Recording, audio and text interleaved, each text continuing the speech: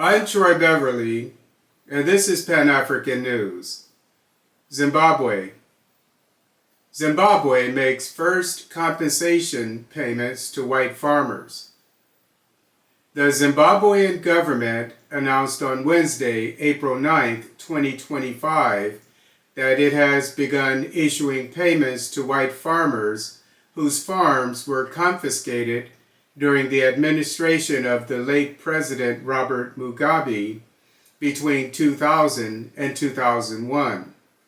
The compensation to white farmers is for improvements on infrastructure like buildings, wells, and irrigation systems, not the land itself.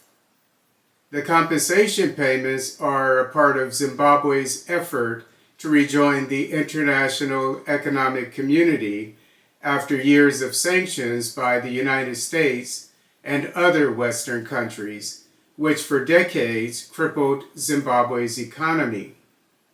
Although some sanctions have been eased over the years, Zimbabwean President Emmerson Mnangagwa and some members of his inner circle are still under sanctions by the West.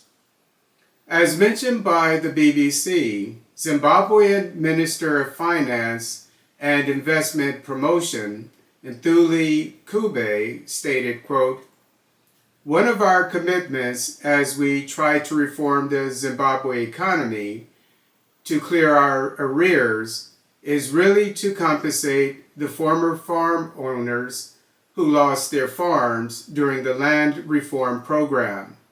We have now begun to honor that agreement," unquote. Consequently, Zimbabwe has disbursed $3.1 million to 378 of the 740 farmers approved for compensation.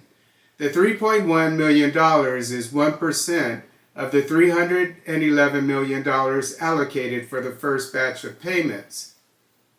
Zimbabwe issued the remaining $307 million in U.S. Treasury bonds.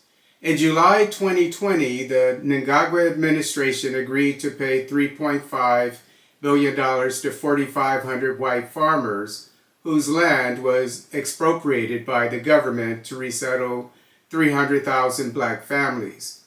Ncube mentioned that the compensation to white farmers is a multi-year process, not a one-time event.